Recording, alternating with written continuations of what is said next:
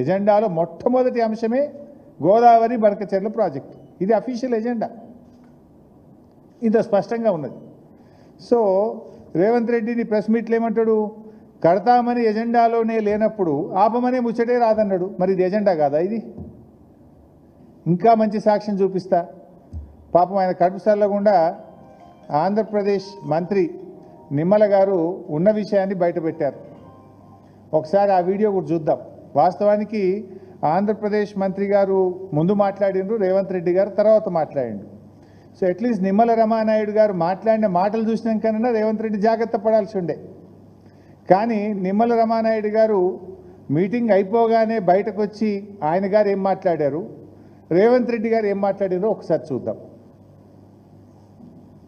మరి మెయిన్గా ఏదైతే ఆంధ్రప్రదేశ్ రాష్ట్రం నుంచి పోలవరం బనకచెర్ల ప్రాజెక్టు అంశం మీద ఏదైతే ఆంధ్రప్రదేశ్ ఇచ్చినటువంటి అంశం మీద, అదేవిధంగా తెలంగాణ రాష్ట్రం కృష్ణా గోదావరికి సంబంధించినటువంటి ఏవైతే రేజ్ చేసిన ఇష్యూస్ ఏవైతే ఉన్నాయో ఇవి రెండు కూడా టెక్నికల్ ఇష్యూస్ అన్నీ కూడా ఇన్వాల్వ్ అయి ఉన్నాయి. కాబట్టి ఈ టెక్నికల్ ఇష్యూస్ని ముందుగా ఒక పరిష్కారం చూపేటటువంటి విధంగా ఒక కమిటీని నిర్ణయం తీసుకోవాలని, ఏదైతే ఈ యొక్క కృష్ణా గోదావరి ఇష్యూస్, అదేవిధంగా పోలవరం బనకచెర్లకు సంబంధించినటువంటి ఈ యొక్క రెండు సబ్జెక్టుల మీద కూడా మరి ఇటు టెక్నికల్ అదేవిధంగా అడ్మినిస్ట్రేటివ్ ఆఫీసర్స్తో కలిపి క్లియర్గా రేవంత్ కూడా ఒకసారి చూపించు మన మిత్రుల కోసం. ఒకసారి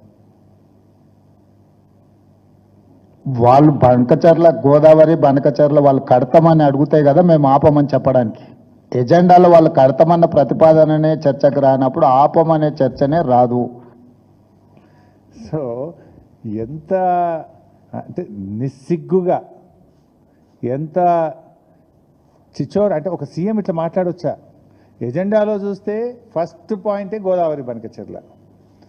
ఆంధ్రప్రదేశ్ మంత్రి రమానాయుడు గారు బయటకు వచ్చి గోదావరి బనకచెర్ల మీద కమిటీ వేశారు, సోమవారం కల్లా కమిటీ ఏర్పడుతుంది, నెల రోజుల్లోగా కమిటీ రిపోర్ట్ ఇస్తుంది అని ఆంధ్రప్రదేశ్ మంత్రి కుండబద్దలు కొట్టినట్టు ఉన్నట్టు చెప్పే.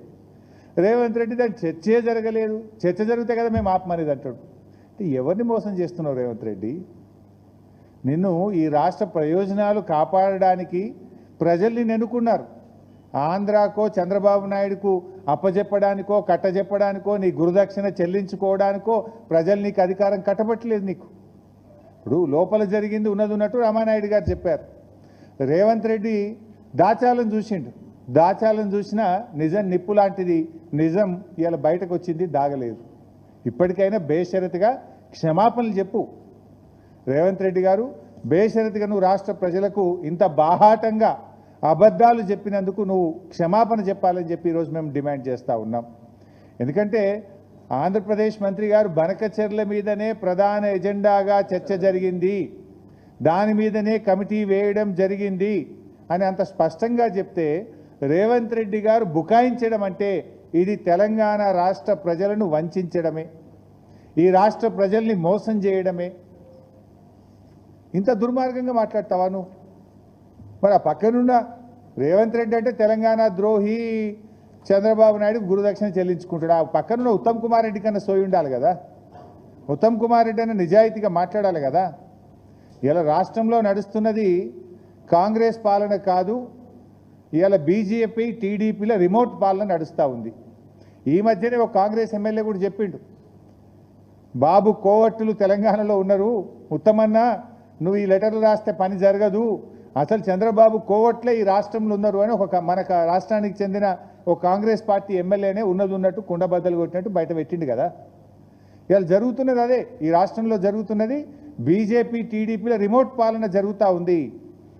ఇలా ఇదే రేవంత్ రెడ్డి నిన్నగాక మొన్న ఏం మాట్లాడిండు, బనకచెర్లపై మీటింగ్ పెడితే కలిసేదే లేదు, ఢిల్లీ మీటింగ్ను బైకాట్ చేస్తా అని లీకులు ఇచ్చిన రేవంత్ రెడ్డి ఇలా పరుగున ఢిల్లీకి పరిగెత్తిండు, మీటింగ్లో పాల్గొన్నాడు, కమిటీ వేయడానికి ఒప్పుకున్నాడు.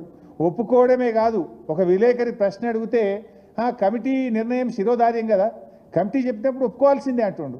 రేపు కమిటీ గోదావరి బనకచెర్ల కట్టాలని చెప్తే నువ్వు ఒప్పుకుంటావనే? ఒప్పుకుంటా అని చెప్పిండు ఈరోజు ప్రెస్ మీట్లా. కమిటీ నిర్ణయం ఫైనల్, కమిటీ ఏం చెప్తుందని నేను ఒప్పుకుంటా అని చెప్పి ఇవాళ రేవంత్ రెడ్డి గారు ప్రెస్ మీట్